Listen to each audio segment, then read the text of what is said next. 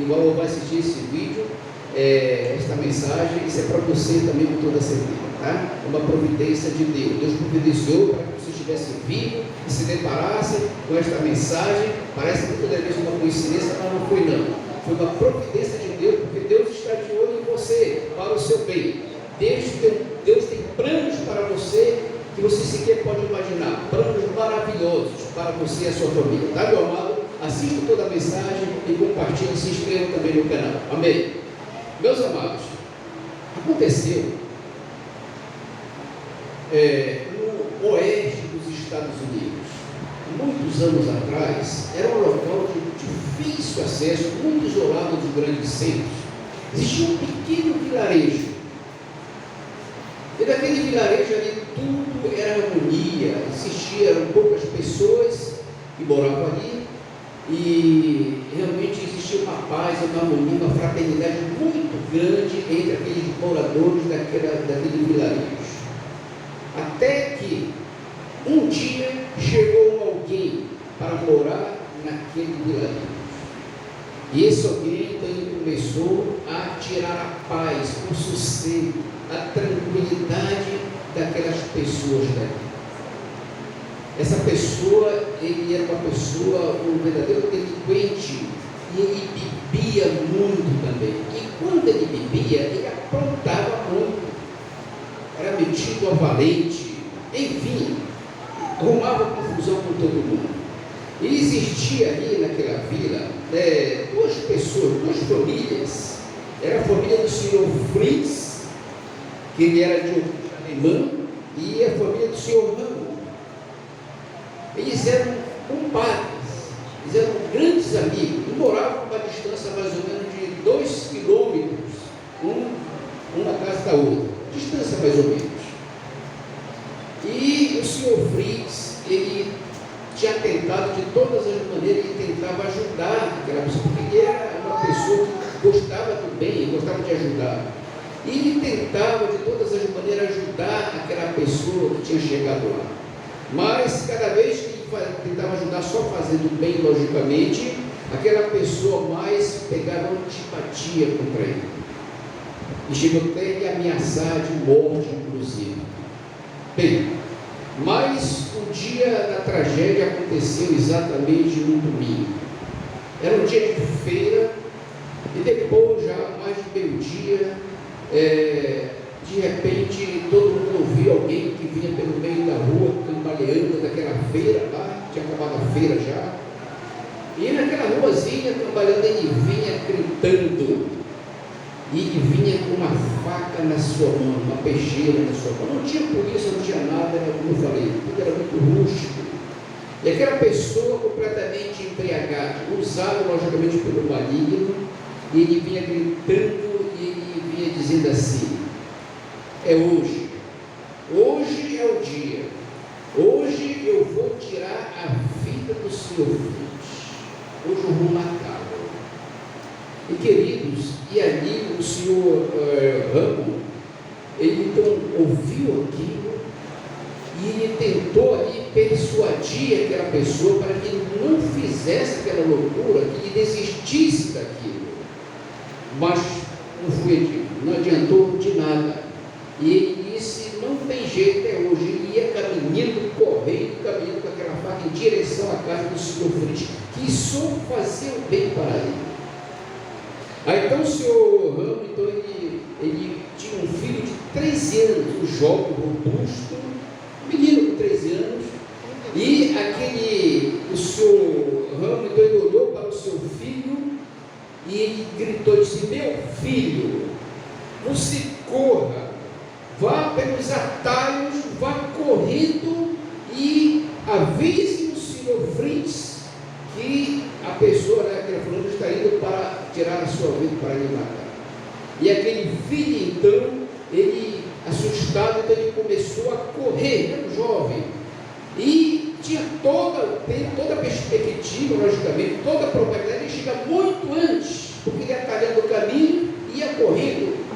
Aí ele começou a correr, e estava aí quando faltava uns 500 metros para chegar, uns 300 a 500 metros para chegar na casa do senhor Fritz. Aí de repente aconteceu algo. Aquele menino que ia correndo, de repente ele viu assim na sua frente, sabe o quê? Um lindo passarinho, um passarinho todo colorido. Era um passarinho lindo, e ele gostava muito de caçar, de passarinhar. Ele tinha aquele xilingue, né? Eu conheço como baladeira, mas é um xilingue. Então ele ali, ele não queria correr, mas ele foi e ficou encantado com aquele passarinho, e chamou a atenção, roubou toda a sua atenção. E queridos, então ali, ele parou, pegou a sua baladeira, pegou uma bolinha de seixozinho de pedra, e então ele mirou naquele passarinho, e queria matar o passarinho. Ele fazia muito isso, mas ele errou. Aí o passarinho voou para outro lugar, e ele tentou novamente. Resumindo, ele esqueceu completamente da missão que ele tinha. E queridos, então foi, e passarinho para um galho, pronto, e nunca acertava, e o tempo foi passando, ele esqueceu completamente. Até que depois ele pegou uma pedrinha assim, e depois de muito tempo, ele mirou o passarinho e acertou na cabeça do passarinho, esgalhou o passarinho. Aí ele pegou aquele passarinho muito feliz, correu, pegou o passarinho como um trunfo ali para ele, e botou no seu bolso ali. Aí ele lembrou do que ele ia fazer. Aí ele começou a correr, só que foi tarde demais. Quando ele foi chegando lá, ele pôde presenciar aquela pessoa cravando a faca no coração do Sr. Freitas. E ele presenciou o Sr. Freitas tombar morto por aquele assassinato. E agora? E o senhor Ramo estava ansioso, aguardando a resposta. E depois de um certo tempo, ele olhando, ele viu o seu filho vinha caminhando. E o senhor Ramo disse: meu filho, você avisou o senhor Freitas, meu filho? Aquela alegria, aquela expectativa. Então ele não respondia. E ele foi se aproximando do seu pai, e o pai percebeu que alguma coisa tinha acontecido, de muito grave. E o senhor Ramo então chegou perto, subiu de cabeça baixa, e o pai falou: meu filho, me responda, você avisou o senhor Freitas que o homem ia matar, que a pessoa ia matar ele? E ele então disse: não, pai, foi tarde demais, de cabeça baixa, foi tarde, cheguei tarde demais. Aí o seu pai viu, nas suas mãos então, viu ali um pedaço, a cabeça do passarinho lá de fora do seu bolso, e a sua mão toda melada de sangue. Então o senhor Ramon disse: meu filho, me mostre as suas mãos. E ele mostrou as suas mãos para o seu pai.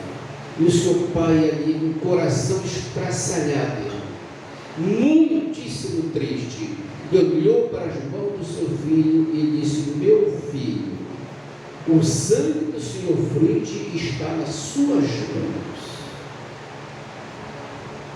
O sangue do senhor Freitas está na sua mão. Ou seja, você foi o culpado, você não cumpriu com a sua missão. Meu amado e minha amada, vocês já estão percebendo que não foi coincidência esta mensagem. Vocês já estão percebendo. Eu não sei como é que está a tua preparação, eu não sei, mas Deus, que tudo sabe, Ele sabe muito bem como é que você está se preparando. Se você está usando sabiamente esses últimos tempos que nos resta ainda de bonança, de oportunidade, para investir na sua coroa da vida eterna, ou se você está perdendo tempo preciosíssimo. Eu não sei, mas você sabe, e Deus sabe muito mais. E é por isso que nós estamos aqui, para tratar do nosso futuro eterno, porque a salvação é somente para aqueles que foram fiéis até a morte. Apocalipse 2:10, Jesus fala: meu filho, tem as tribulações que vão acontecer, mas seja fiel até a morte, darei o quê? A sua coroa da vida eterna. E Apocalipse 3:11, Jesus Cristo repete e fala: meu filho, guarda o que tu tens, para que ninguém tome a tua coroa. Meus amados, nós estamos verdadeiramente vivendo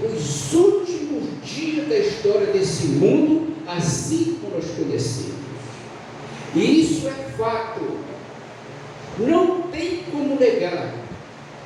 Costumo dizer onde eu prego, todas as pessoas, quer seja cristão ou não seja, quer acredite em Deus ou não acredite, todos estão percebendo que o nosso mundo está indo de mal a pior. Todos estão percebendo que alguma coisa extremamente errada estará acontecendo no nosso mundo em todos os aspectos. Realmente, não é preciso ter Bíblia, não é preciso ser cristão. Estão percebendo. As perspectivas científicas, os maiores sábios do mundo, desse mundo, a liderança mundial não tem nenhuma perspectiva boa, humanamente falando, para a humanidade. Muito pelo contrário, as perspectivas, os prognósticos que eles fazem são da extinção muito em breve da raça humana. Se você olhar para o lado político, você vai ver como é que está o nosso mundo na política. Se você olhar para o lado social, você vai ver como está a nossa sociedade indo de mal a pior. Se você olhar o mundo religioso, você vai ver como está também, o que as pessoas estão fazendo da religião. Está cheio de falsos pastores, falsos profetas, que na realidade são verdadeiros mercenários. Está cheio por aí. Se você olhar, querido, e tu olha no mundo natural da natureza, você vai ver que as coisas estão piorando cada vez mais, as tragédias estão se acentuando cada vez mais e mais. Meus irmãos, são os sinais da iminência da volta de Jesus Cristo. Jesus Cristo está voltando, meu irmão e minha irmã. Isso não é um pensamento particular do seu irmão Roberto Alcântara, não. Isso é bíblico, é profético. E Jesus Cristo, ele disse: meu filho, meus filhos, quando vocês verem esses sinais acontecerem, é isso que nós estamos vendo. O que ele disse? Erguei a vossa cabeça para o céu e exultai, porque está muito próximo a vossa redenção. O diabo, ele sabe muito bem disso. Ele sabe que pouquíssimo tempo lhe resta. E ele trabalha juntamente com suas hostes malignas. Eles trabalham dia e noite sem cessar, tramando, projetando maneiras para fazer o mal, para nos destruir, lançando pedras de tropeço para que você tropece, para que você desista da sua coroa da vida eterna. Vocês viram nesta ilustração aqui que nós acabamos de ver aqui? Aquele garotinho tinha uma missão sagrada, foi de salvar aquele senhor. Mas ele no caminho deixou que alguma coisa muito atrativa desviou a sua atenção, roubou a sua atenção, e nós vimos o que foi que aconteceu. Meu amado e minha amada, nós temos também uma missão que Deus designou, na pessoa de Jesus Cristo, Ele designou para mim e para você. Depois que Jesus cumpriu a sua sagrada missão, Ele veio com uma missão do céu, e a sua missão foi o quê? Buscar e salvar o que se havia perdido, que era eu exatamente, e era você. Era este que era o futuro que me aguardava eterno, o seu futuro eterno, a eternidade que nos aguardava era o quê? Era a morte eterna, porque por causa do pecado. Então Jesus deixou tudo lá no céu, tudo, nasceu naquela manjedoura. Vocês conhecem a história, por mim e por você. Ele veio começando a buscar e salvar a mim e a você, que estávamos totalmente perdidos. E Jesus Cristo, Ele foi fiel, meu irmão e minha irmã. Ele foi fiel até a morte, e morte de cruz.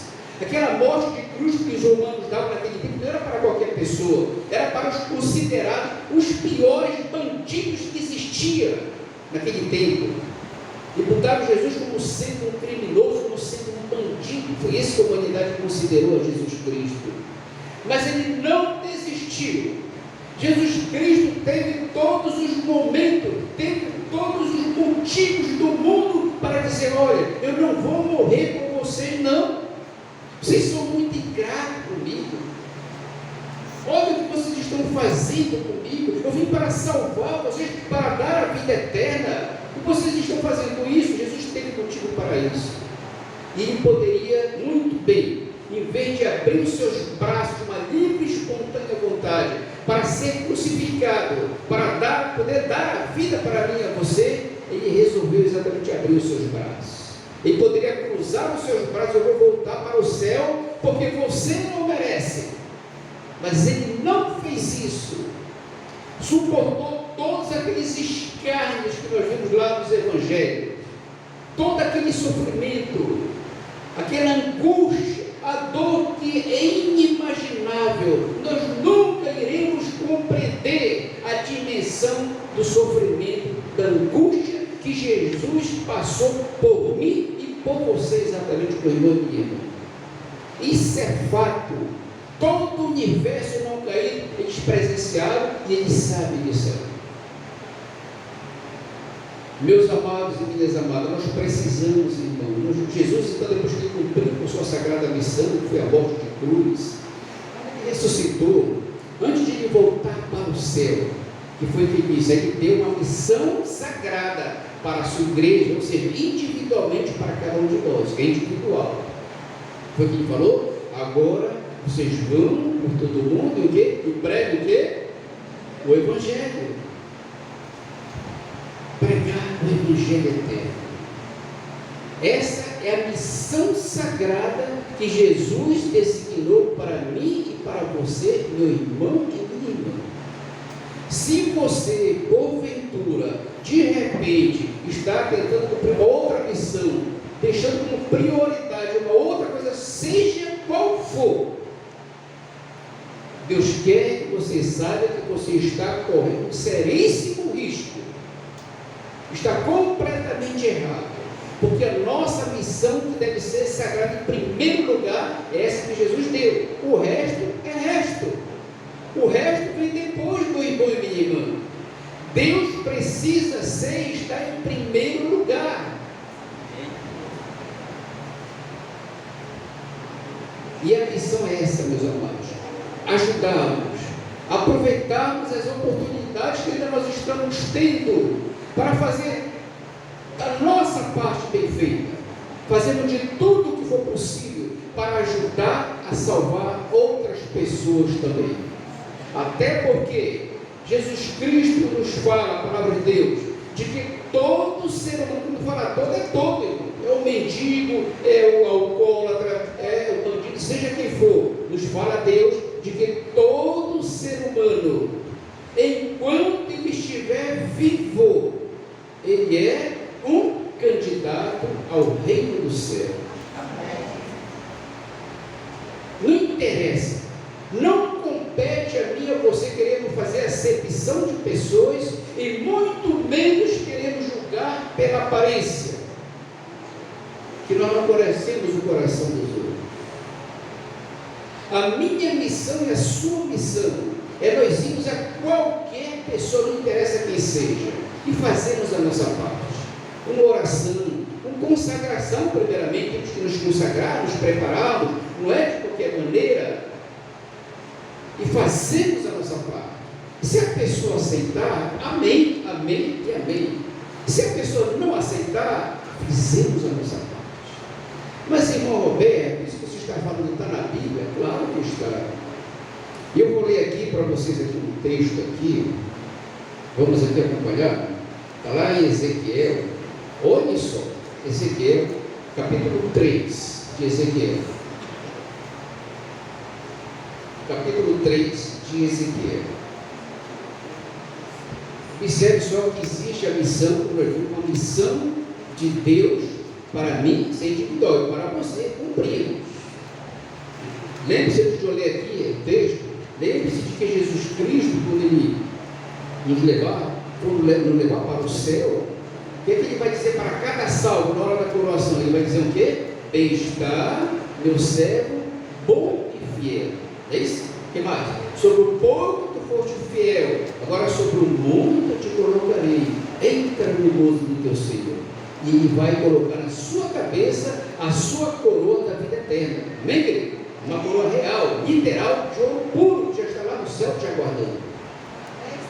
Ele vai dizer: você foi fiel comigo, agora vou te dar uma eternidade como recompensa para você. Amém. Vocês acham que o diabo quer que Jesus fale isso para você, meu irmão, para mim?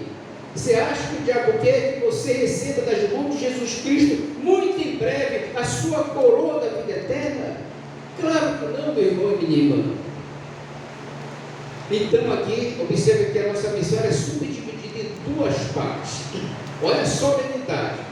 E muitas das vezes pouco se prega sobre esse assunto, que é importantíssimo. Então qual é a nossa missão?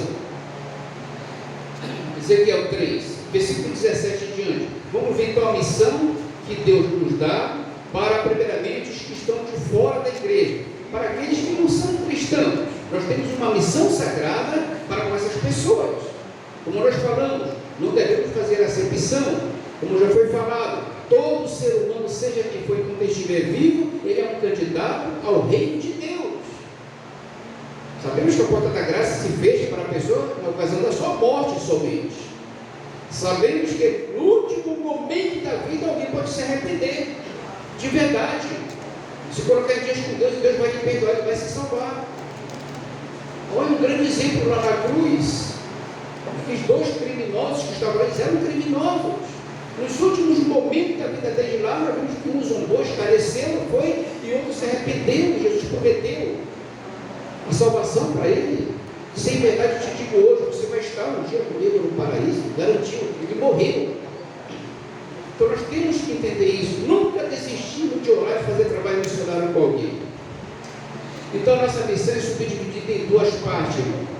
Temos obrigação, essa sagrada missão, para os que não são da igreja, que não são cristãos, temos que guiar essas pessoas, e também temos uma missão para os irmãos da própria igreja. Olha só, Ezequiel capítulo 3, versículo 17, para os de fora da igreja, o que Deus fala aqui? Filho do homem, eu te dei por atalaia é um sentinela, um vigia, né? Te dei por atalaia sobre a casa de Israel. Da minha boca ouvirás a palavra e os avisarás da minha parte. Quando eu disser ao perverso, que o perverso é aquele que está lá no mundão. Quando eu disser ao perverso, certamente morrerás, e tu não o avisares, e se nós sabemos que o salário do pecado é a morte, Deus fala isso aí. E se eu sei disso aqui, eu não avisar, não fizer, não cumprir com a minha missão que Jesus deu, pregar de alguma maneira, e se tu não avisares, e nada disseres para o advertir do seu mau caminho, para lhe salvar a sua vida, esse perverso morrerá na sua iniquidade. Mas o seu sangue da tua mão eu requererei. Está certo? Mas eu vou cobrar de você, porque você não cumpriu com a missão. Esse está escrito aqui, meus amados. Está escrito ou não está? Isso é trabalho missionário, irmão. É isso que é a nossa missão. Temos que fazer a nossa parte, advertir as pessoas. Se eles aceitarem, como eu falei, amém, amém, amém. Se não aceitarem, nós fizemos a nossa parte. E Deus fala que aquela pessoa vai morrer no seu pecado, mas Deus vai requerer daquele que era para ser um mensageiro e não foi. Então, por isso, nós devemos dar toda a atenção, começando com a nossa família, que é sagrada, depois os nossos familiares, entendeu? Depois os nossos vizinhos e depois mais adiante. Essa que é a nossa missão. Cumprimos com a nossa missão.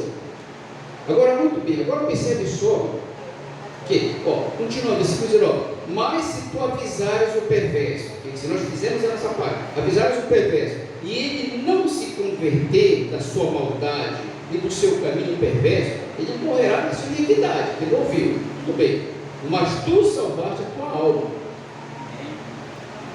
Estou mostrando para vocês o que eu estou falando aqui. Essa é a nossa missão para os de fora. Não deve só ser só uma vez por ano no evangelismo, não. Use todos os momentos, as oportunidades. Essa é a missão em primeiro lugar. Agora vamos ver aqui a nossa missão para com os de dentro, para com os próprios irmãos da igreja, que nós temos também. Olha só o que Deus fala aqui, versículo 20. Agora para com os de dentro. irmão para irmão, também, quando o justo é de dentro, cristão que fala, também, quando o justo se desviar da sua justiça e fizer maldade, quando tiver um cristão, um irmão nosso, né, que está na prática do pecado ali, né, está transmitindo uma mandamento de Deus, fazendo coisas erradas, está vendo, é um irmão nosso da igreja, isso que Deus está falando aqui, olha. E eu puser diante dele um tropeço, ele morrerá. Porque Deus não se deixa escarnecer, não, por muito tempo não, irmão. Está certo? Quando uma pessoa, como um cristão, fica rejeitando constantemente a misericórdia de Deus, o trabalho dos irmãos para lhe advertir, de repente ele pode ter uma pedra de tropeço e morrer. É por isso que Deus fala, nós não devemos entristecer o Espírito Santo, não, irmão. Continuando aqui, ó. Eu puser um tropeço, ele morrerá. Visto que não o avisaste do seu pecado, morrerá. E a sua justiça que ele praticou, aquilo que fez de bem, de nada adianta. Que não adianta eu ser 30, 40 anos andar fielmente no caminho de Deus, mas eu passar um dia longe de Deus. A salvação é para aqueles que são fiéis até a morte. Foi assim que Jesus agiu. Jesus foi fiel, não foi algum tempo, sim, tempo não. Jesus foi fiel na sua missão até a morte e morte de cruz.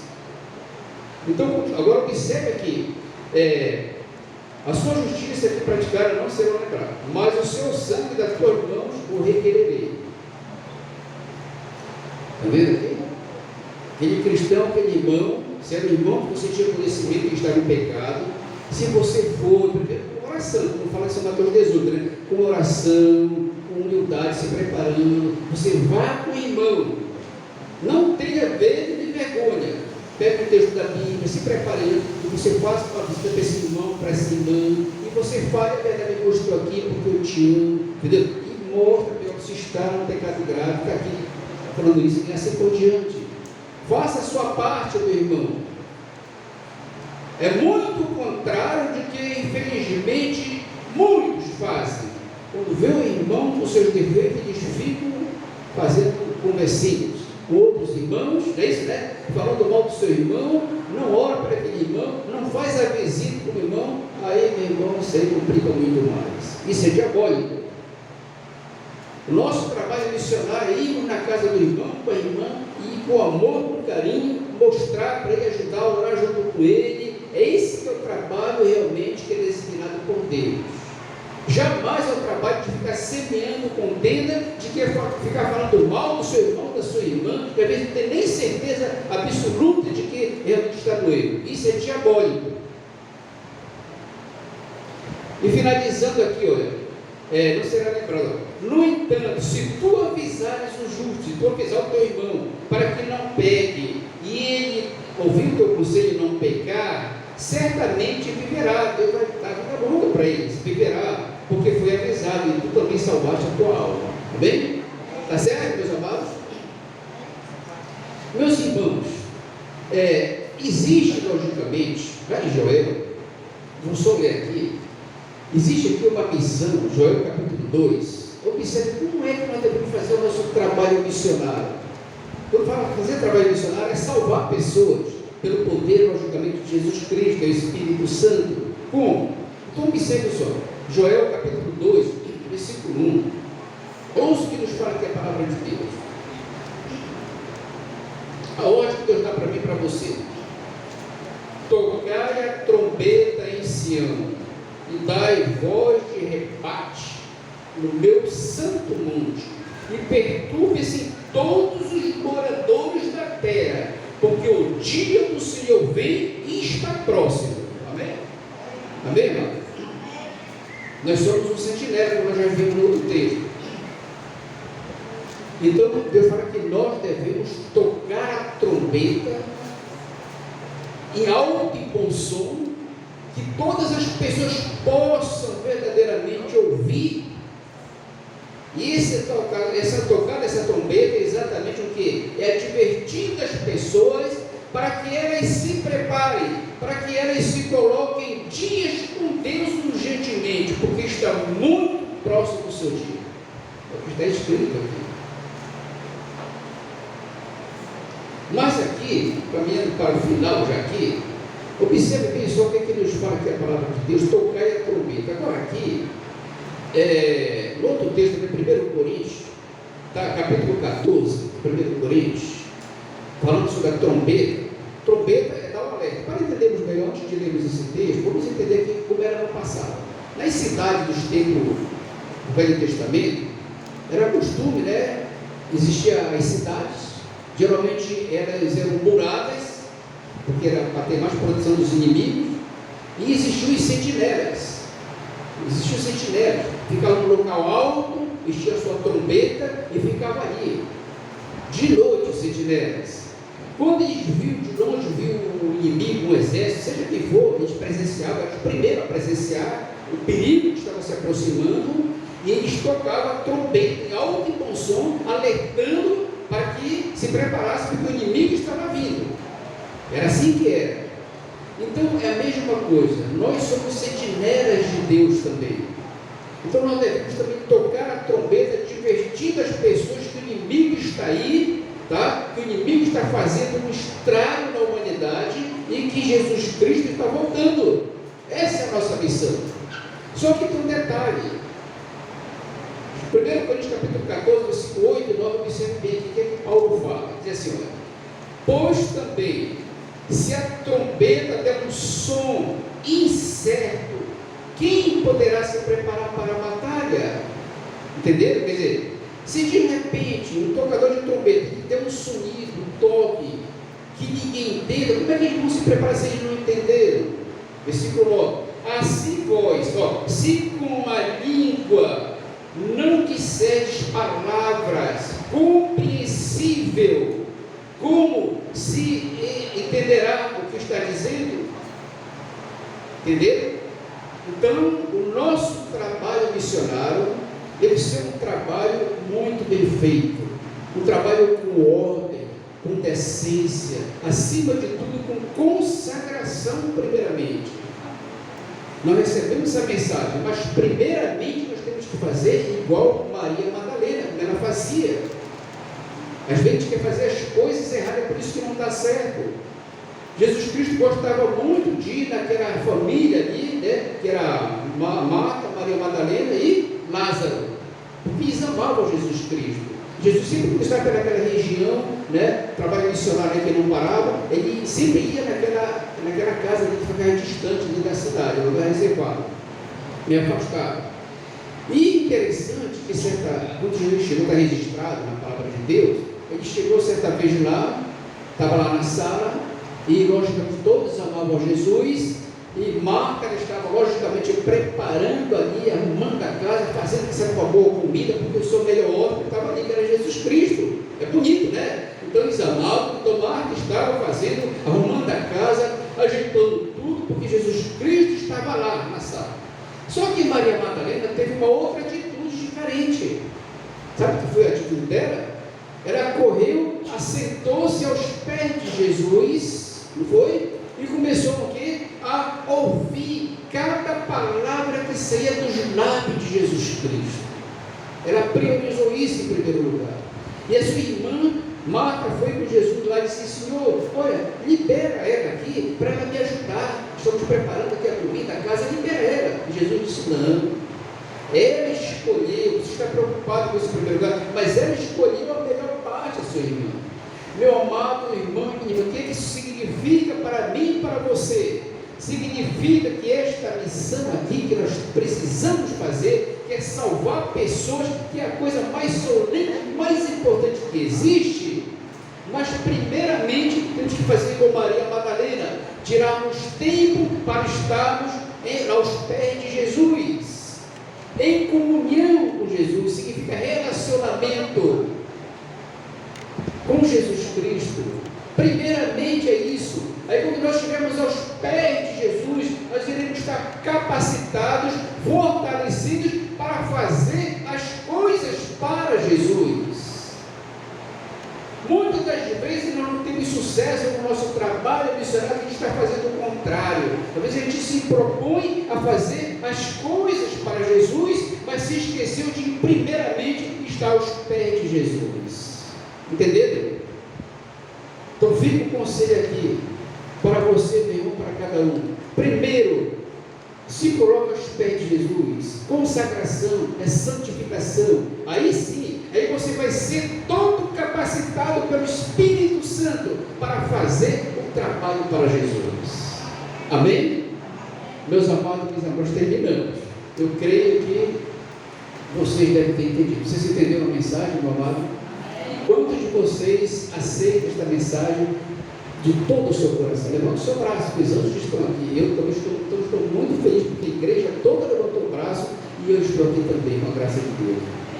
Meu amado e minha amada, Jesus Cristo ele está voltando. Amém. Se alegre com isso aí.